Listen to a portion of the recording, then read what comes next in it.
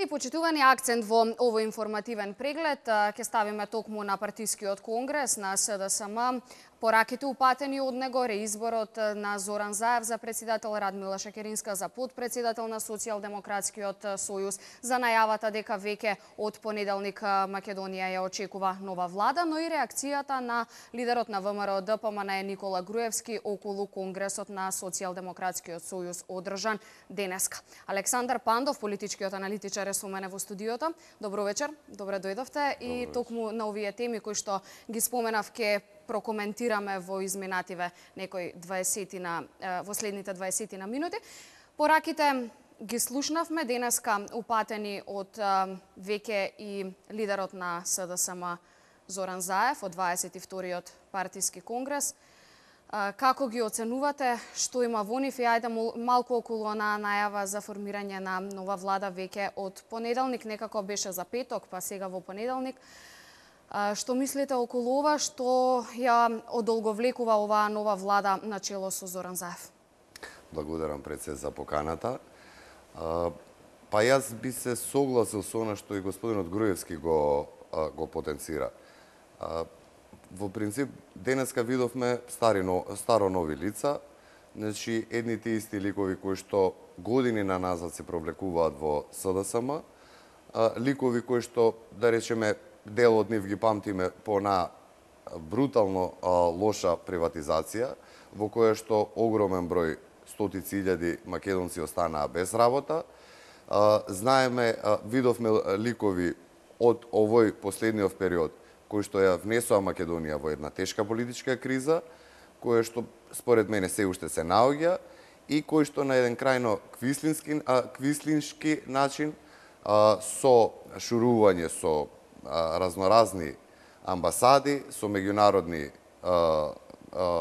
малверзанти, успеа и покрај поразот, кој што на последните избори на 11 декември минатата година го има, да добијат мандат, а мислам дека и власт.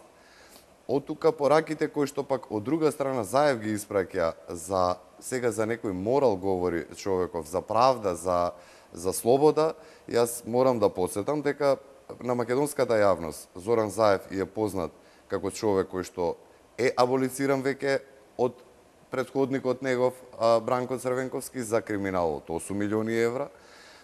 Зоран Заев е познат во македонската јавност пред очи на сите како бара 1 евро за него, 1 за брат му Вице. Зоран Заев е познат како човек кој што има соработувано со најцрните структури во безбедноста за да добива прислушнувани разговори. Човек кој што на крајот од денот познат дека му е лесно да витка кичма и по пат на таа свиткана кичма, предпоставувам, успел така свиткан да добие сега амин и повторно ќе речам и од меѓународната заедница и од албанските партии. Во наредниот период очекувам дека, предпоставувам дека застојот, и они така го тврдат тоа, веќе е познато дека Дуи и Селја безусловно му даваат амин на Заев. Она што е непознаница, тоа е дали Беса ќе учествува во новата влада или нема да учествува. Според мене, шансите за, ако разумот го прашуваат Беса и ако политичката логика ја следат, не треба да учествуваат, може би да поддршка и они така најавуваат дека ќе дадат поддршка околу оние кои што се стриктно албански прашања. Поточно предпоставувам дека оние точки кои што треба да се спроведат од албанската тиранската платформа, за тие би дале поддршка, а верувам дека за целиот состав на владата, како и функционирање на владата, верувам дека Беса нема интерес да учествува, затоа што како и да се постават они сега во моментов, Дуи е она прва виолина која што ќе диктира ќе го диктира работењето на владата. Они сепак имаат 10 пратеници, а Беса има само 5. Ке значи ли ова дека Македонија ќе има климава влада? Тоа значи, Елена, според мене, од самиот почеток, дали Беса ќе биде внатре или нема да биде, таа влада ќе биде климава. Таа ќе биде влада која што длабоко ќе биде уценета и од самиот почеток е тоа така. Јас морам да те подсетам дека ако не беше таа тиранска платформа како уцена према македонските политички партии и према македонскиот народ, ако сакаш воопшто ние немаше ни да чекаме волку време, веќе ќе имаше формирано влада ВМРО и ДУИ, затоа што ВМРО беше победник на изборите и има најголем број на пратеници. Но, како услов за тоа што беше поставено ДУИ, таа тиранска платформа, ВМРО и Груевски не успеа да ја состават владата.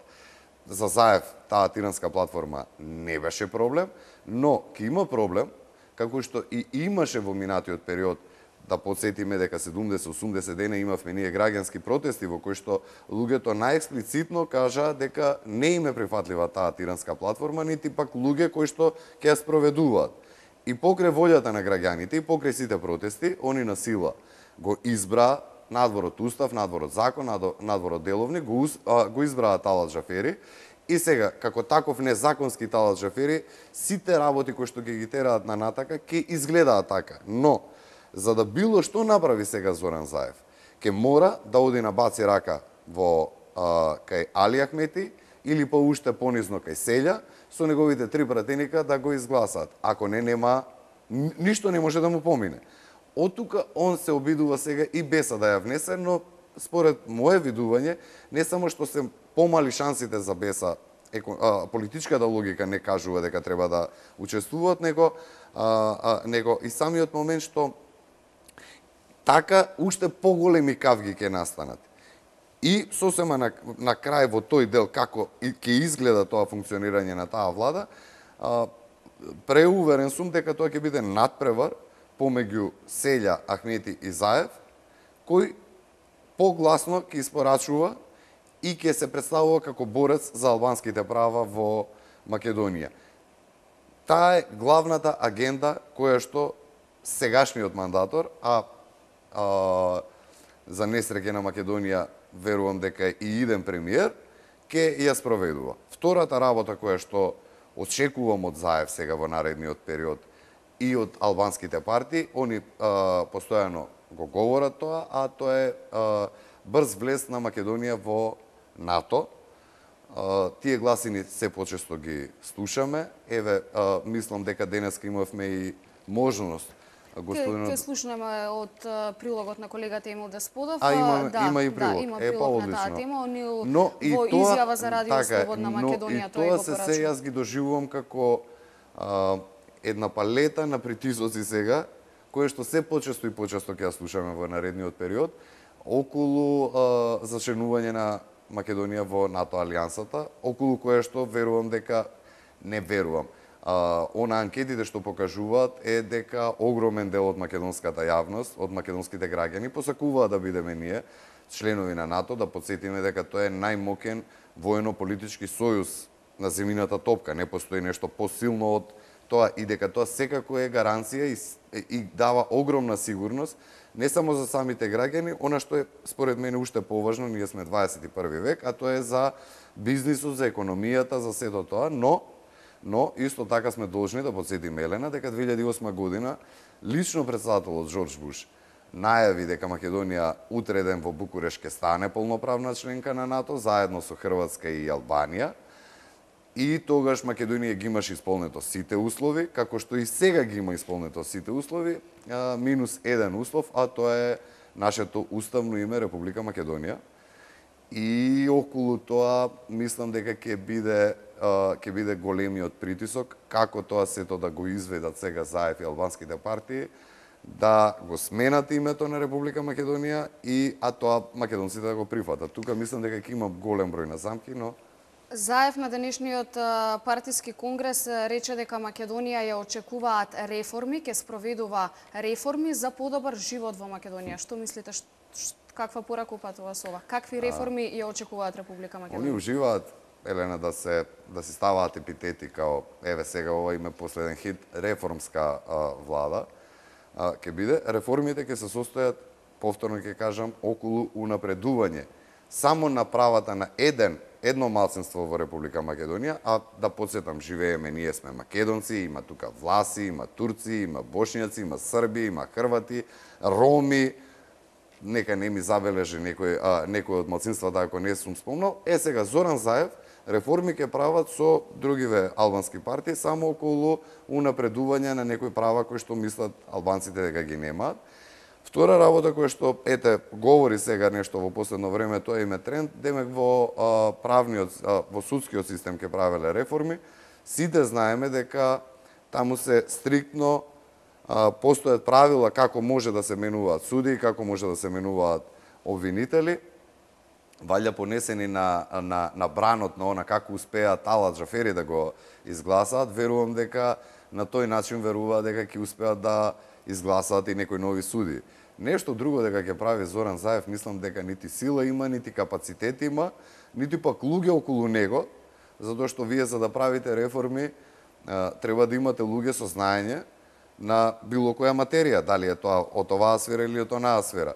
Таму има околу него одредена група на луѓе кои што ако оние што ги познаваме од минатото како Шекеринска буквално ништо нема направено, нити реформа памтиме, само знаеме како клатела со главата, додека говорел одреден период Бранко Црвенковски, сега додека Зоран Заев држи пресконференција, она мудро знае да ја ниша главата позади него и ништо друго нема направено, а пак овие другиве во оној период додека беа нели некои 6 месеци, година дена во некоја техничка влада додека министри, да. Така е, додека учествува, видовме дека само партиски работи ги интересира. Да те потсетам дека не знам колку нивоа напредуваше машина на Ременска додека незиниот партиски генерален секретар и беше министар во Министерството за внатрешни работи. Они ќе прават реформи, за нив тоа е реформа, со тоа што огромен број на луѓе кои што сега им се по партиските штабови ангажирани, очекува дека ќе ги вработат и дека со тоа они направиле реформа. Луѓе очекуваат работни места, подобар стандард и на тие планови мислам дека и на тие фронтови Заев нема што да покаже и за кратко време граѓаните ќе успеат да видат. Ајде продолжуваме со темата што ја зачнавме околу НАТО, имено за мир на Балканот. Македонија мора веднаш во НАТО. Ова го изјави поранешниот медијатор во македонско-грчкиот спор Робин Онил во интервју за Радио Слободна Македонија. Онил вели дека само со членство во НАТО ќе отпаднат сите идеи и апетити за големи држави. За мир на Балканот Македонија мора веднаш да стане членка на НАТО алијансата. Ова е ставот на амбасадорот и првиот медијатор во спорот помеѓу Македонија и Грција, Робин Онил. Тој вели дека ја поддржува иницијативата на поранешниот премиер Никола Груевски Македонија да стане членка на НАТО без понатамошно одлагање, бидејќи само така ќе се стави крај на сценаријата за прекројување на границите. Силно ја поддржувам иницијативата на поранешниот премиер Никола Груевски за Македонија да стане членка на НАТО без понатамошно одлагање. Македонија веќе се има истакнато со рекордна поддршка на операциите на НАТО, дури и без да се биде членка на алијансата, како и членство во НАТО. Со целосното членство во НАТО, Македонија ќе игра важна улога во обезбедување на стабилноста на Балканскиот регион. Секако со зачленувањето на Македонија во НАТО ќе отпаднат сите идеи и апетити за големи држави или други сценарија, односно идеи за прекројување на геополитичката мапа на Балканот и Македонија.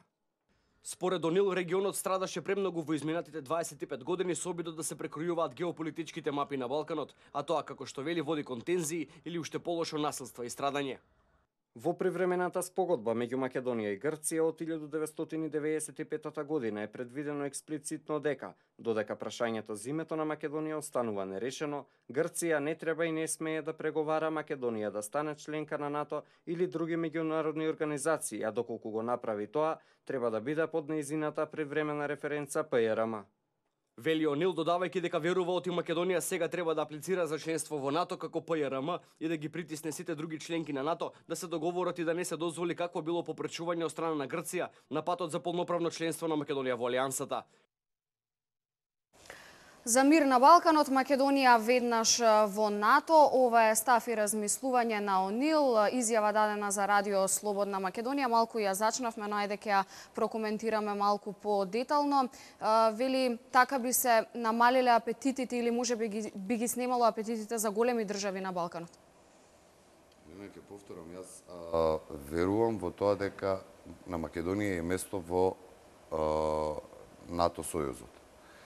Проблемот за зачленување на Македонија во НАТО сојузот е само еден и единствен, а тоа е условувањето на Република Грција и поставувањето на вето фактички за било каков прием на Македонија во НАТО заради нашето уставно име.